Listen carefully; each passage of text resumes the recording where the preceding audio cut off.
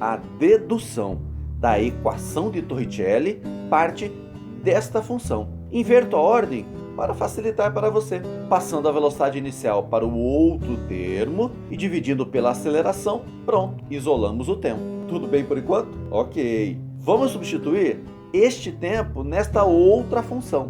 Multiplicando o primeiro pela velocidade inicial e elevando o segundo ao quadrado, temos a seguinte forma, onde posso cancelar as acelerações.